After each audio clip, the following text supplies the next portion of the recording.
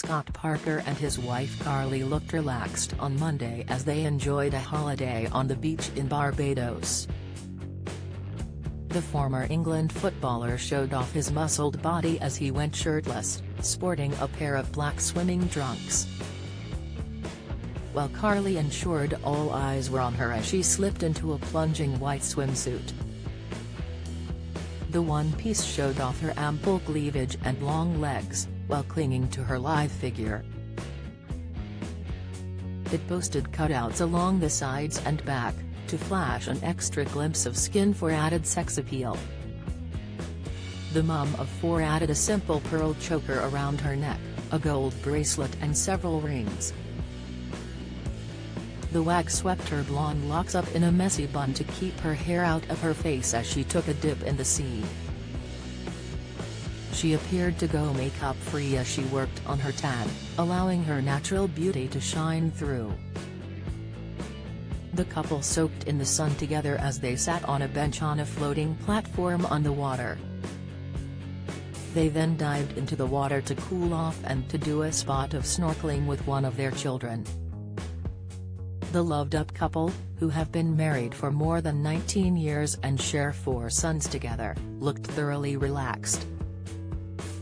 It comes after Bournemouth sacked Scott in August, just 3 days after they were hammered 9-0 by Liverpool, and accused him of showing a lack of respect towards the club. The ex-Fulham boss said after the humiliation at Anfield there were millions of reasons why the squad had not been strengthened to his liking. And now that frustration has boiled over with the 41-year-old leaving the Vitality Stadium and becoming the first top-flight managerial casualty of the new campaign just 4 games in. Bournemouth owner Maxim Demon however said, "I would like to place on record my gratitude to Scott and his team for their efforts during their time with us. Our promotion back to the Premier League last season under his tenure will always be remembered as one of the most successful seasons in our history. However, in order for us to keep progressing as a team and a club as a whole, it is unconditional that we are aligned in our strategy to run the club sustainably. We must also show belief in and respect for one another. That is the approach that has brought this club so much success in recent history, and one that we will not veer from now. Our search for a new head coach will begin immediately." Scott has voiced his frustrations with Bournemouth's activity in the transfer market this summer, insisting his young team are under-equipped to take on the challenges of the Premier League after earning promotion last season. Scott took charge at Bournemouth last summer after leaving Fulham, who had just been relegated to the Championship.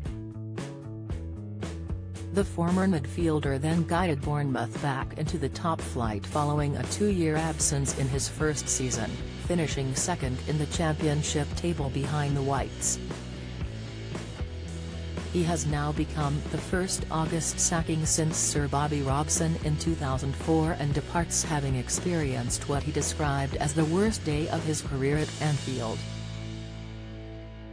In his final post-match press conference as Cherry's boss, he said, "It is pretty shell-shocking in terms of the result.